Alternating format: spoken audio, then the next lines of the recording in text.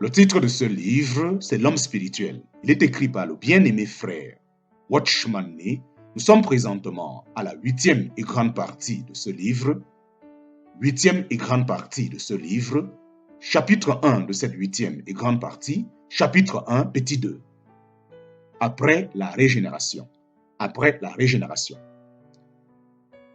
Mais même après la repentance, l'intelligence de l'homme n'est pas entièrement libérée de son contact avec Satan. Comme c'est par l'entremise de l'intelligence que Satan opérait naguère, il opère de la même manière aujourd'hui. C'est à des croyants que Paul, dans sa deuxième épître aux Corinthiens, écrivait « De même que le serpent séduisit Ève par sa ruse, je crains que vos pensées ne se corrompent et ne se détournent de la simplicité à l'égard de Christ. » L'apôtre n'ignore pas que si le Dieu de ce siècle aveugle l'intelligence des incrédules, il exercera aussi sa séduction dans l'intelligence des croyants. Bien qu'ils soient sauvés, leur vie intellective n'est pas encore renouvelée. Elle demeure donc pour lui le champ de bataille par excellence. L'intelligence subit l'assaut de puissances de ténèbres plus qu'aucun autre organe de la personne humaine. Nous devons réaliser que c'est à notre intelligence que les esprits sataniques en veulent à mort. Ce n'est pas contre le cœur d'Ève que Satan a livré son premier assaut, mais contre sa tête. Il en est de même aujourd'hui. Les mauvais esprits commencent par s'en prendre à notre tête dans le but de nous corrompre en nous détournant de la simplicité à l'égard de Christ. Ils se rendent bien compte que c'est le point le plus vulnérable de tout notre être, car il leur avait servi de forteresse avant notre conversion, et encore maintenant, cette forteresse n'est pas encore entièrement démantelée. S'en prendre à notre intelligence est pour eux la voie d'accès la plus facile pour accomplir leur dessein. Le cœur d'Ève était exempt de péché, mais cela ne l'empêcha pas d'accueillir les pensées que Satan lui suggérait. Trompé par cette séduction, son intelligence capitula et tomba dans le piège qui lui était tendu. Le croyant doit donc être sur ses gardes quand il se vante d'avoir un cœur honnête et sincère, car s'il n'apprend pas à résister au mauvais esprit dans sa pensée, il continuera à être tenté et séduit, et sa volonté elle-même finira par perdre sa liberté. Amen et Amen. Paul continue en nous apprenant d'où vient ce danger. Si quelqu'un vient vous prêcher un autre Jésus que celui que nous avons prêché, ou si vous recevez un autre esprit que celui que vous avez reçu, ou un autre évangile que celui que vous avez embrassé, le péril pour le chrétien, c'est qu'un enseignement fallacieux soit injecté dans son intellect dans le but de le détourner d'un sincère et pur attachement à Christ, tels sont les agissements auxquels le serpent est en train de se livrer aujourd'hui. Satan s'est déguisé en ange de lumière pour amener les chrétiens à adorer dans leur intellect un autre Jésus, à recevoir un esprit qui n'est pas le Saint-Esprit et par là, propager un évangile différent de l'évangile de la grâce de Dieu. Paul déclare que tout cela n'est rien d'autre qu'une activité diabolique dans l'intelligence du chrétien. Satan traduit des prétendues doctrines en pensée pour les imposer ensuite à l'intelligence du croyant. Quelle tragédie de voir tant de chrétiens ignorer ces menées et s'imaginer que le diable est incapable de faire absorber aux hommes de si bonnes pensées.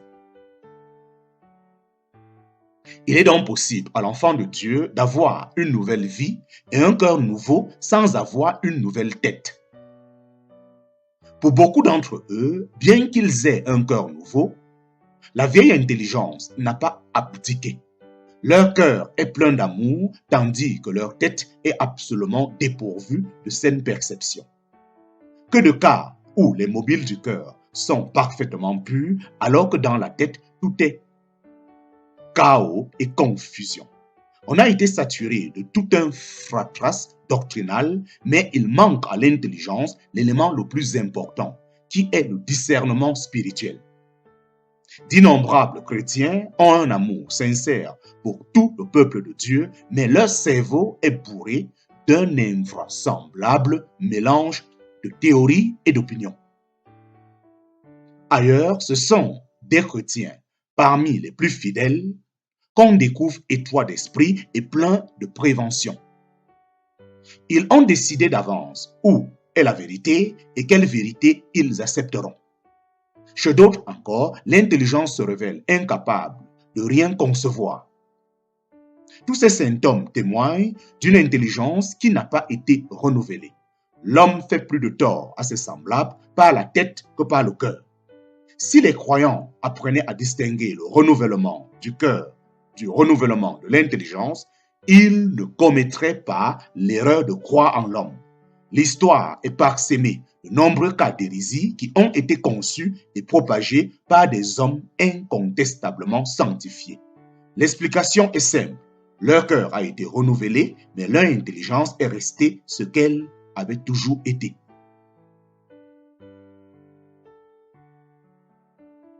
Certes, la vie est plus importante que la connaissance. Nous n'en disconvenons pas. Elle produit 1000 fois plus d'effets que la connaissance. Toutefois, après un certain développement de la vie, il est essentiel de rechercher la connaissance qui procède d'une intelligence renouvelée.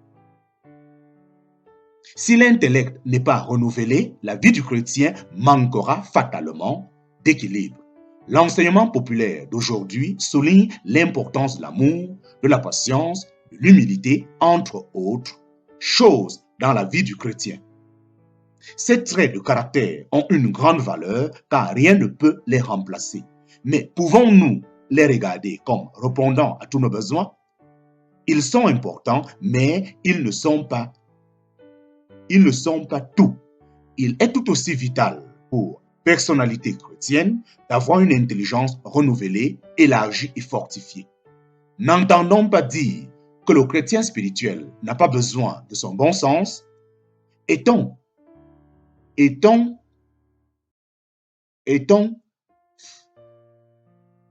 être aussi meilleur que l'on peut aussi être sot? Il est vrai que les croyants qui ont ce genre de spiritualité ont une vie un peu plus recommandable que les autres, mais ils sont inutilisables et on ne peut leur confier aucune responsabilité dans l'œuvre de Dieu. Qu'on nous comprenne bien, nous ne nous faisons pas l'avocat de la sagesse et de la connaissance selon le monde. Dieu ne nous appelle pas à faire usage d'un entendement souillé par le péché et répudié. Il désire le renouveler comme il a renouvelé notre esprit. Il cherche à restaurer notre vie intellective dans l'excellent état dans lequel il se trouvait quand elle fut créée, pour que nous le glorifions non seulement dans notre marche, mais aussi dans notre intelligence. Qui peut évaluer le nombre invraisemblable d'enfants de Dieu qui, faute d'avoir pris soin de leur intelligence, sont devenus étroits, obtus, obstinés et même quelquefois souillés. Ils se sont privés de la gloire de Dieu. Le peuple de Dieu doit savoir que, pour vivre une vie intégrale, l'intellect doit être renouvelé. Si le royaume de Dieu manque d'ouvriers à l'heure actuelle, une des raisons est que trop de chrétiens sont incapables d'entreprendre quelque chose avec leur tête. Ils négligent d'en rechercher le renouvellement une fois sauvés et la voie d'une carrière active s'en trouve obstruée. La Bible déclare et souligne que nous devons être transformés par le renouvellement de notre intelligence. En parenthèse, Romains chapitre 12, verset 2. Une intelligence sous l'assaut des mauvais esprits. Une intelligence sous l'assaut des mauvais esprits. Si nous examinons attentivement les expériences mentales du chrétien, nous verrons non seulement qu'il est étroit d'intelligence, mais qu'il a beaucoup d'autres défauts. Sa tête, par exemple, peut fourmiller de toutes sortes de pensées incontrôlables, de produits de son imagination, d'images impures, d'idées vagabondes et confuses. Sa mémoire peut soudain lui faire défaut, sa capacité de concentration peut s'affaiblir, il peut être obsédé par des préventions qui surgissent inopinément, on ne sait d'où. Il peut constater qu'il est incapable de discipliner sa vie mentale et d'obtenir qu'elle obéisse à sa volonté. Il a des oublis, des blancs. Il accomplit des actes inopportuns sans savoir pourquoi et sans même en rechercher la cause. Physiquement, il est en parfaite santé, mais mentalement, l'explication de ces symptômes lui échappe. Ces difficultés mentales sont courantes chez les enfants de Dieu qui ne leur trouvent aucune explication. Si l'on se surprend à manifester de tels signes, il faut chercher à en déterminer l'origine en se posant quelques questions. Qui exerce le contrôle de mon intellect? Est-ce moi? S'il en est ainsi, pourquoi m'échappe-t-il maintenant? Est-ce Dieu qui dirige mon intelligence? Mais comme nous le verrons plus loin, l'Écriture établit que ce n'est jamais le cas. Si ce n'est ni moi ni Dieu qui exerce ce contrôle, qui est-ce alors? Ce sont évidemment les puissances des ténèbres qui sont derrière ces symptômes. Lors donc qu'un chrétien se rend compte qu'il n'est plus maître de son intellect, il devrait conclure que c'est l'ennemi qui en a pris la direction. Mais il y a un fait qu'il est essentiel de ne jamais oublier. C'est que l'homme jouit d'une libre volonté. Il exerce lui-même le gouvernement de sa personne. Dieu l'a voulu ainsi. L'homme a la haute main sur tous ses dons naturels. Aussi, tous les processus mentaux doivent-ils être assujettis à sa volonté. Le chrétien doit s'interroger. Ces pensées sont-elles les miennes? Est-ce moi qui pense? Si ce n'est pas moi, ce doit être le mauvais esprit qui est capable d'intervenir dans l'intelligence humaine. Si je ne veux pas penser, en parenthèse et en général, mon intelligence suit ma volonté. Alors les pensées qui surgissent présentement dans ma tête ne sont pas de moi, mais doivent émaner de quelques autres personnes qui se servent des ressources de mon intelligence contre ma volonté. Quiconque n'a pas eu l'intention de penser et voit néanmoins surgir des pensées dans sa tête doit conclure qu'elles émanent d'un mauvais esprit.